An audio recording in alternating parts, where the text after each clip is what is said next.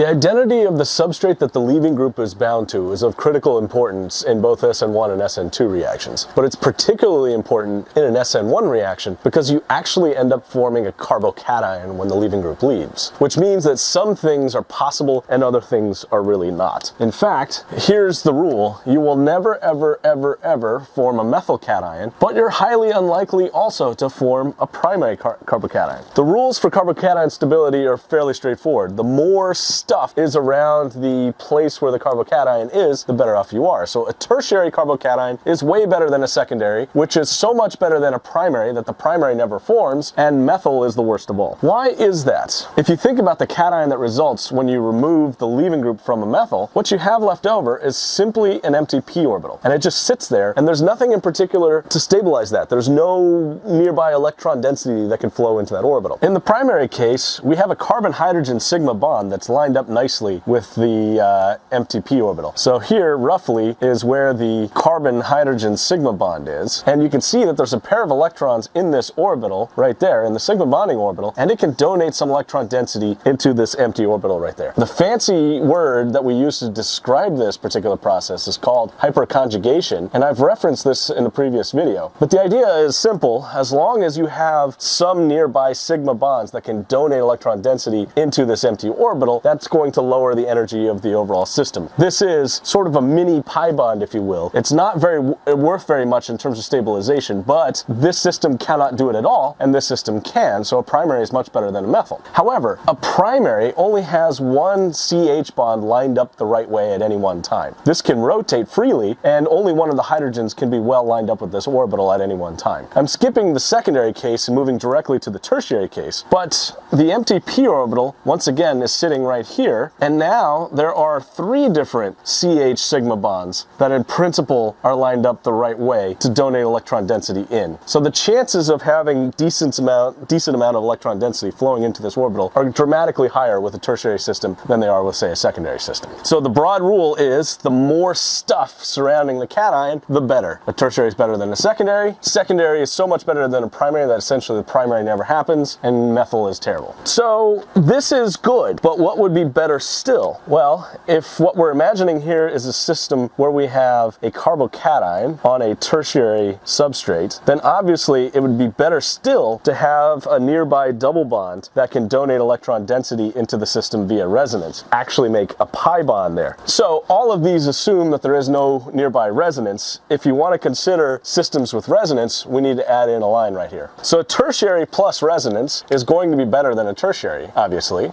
but a tertiary is about as good as a secondary plus some resonance, and a secondary is about as good as a primary plus some resonance. So can you do SN1 reactions with a primary system? Only if that carbocation is stabilized in some way. Otherwise, no. Tertiaries are possible, secondaries are so-so, adding resonance makes everything better. So the general rule is the more stuff, the better the carbocation, but having resonance is great.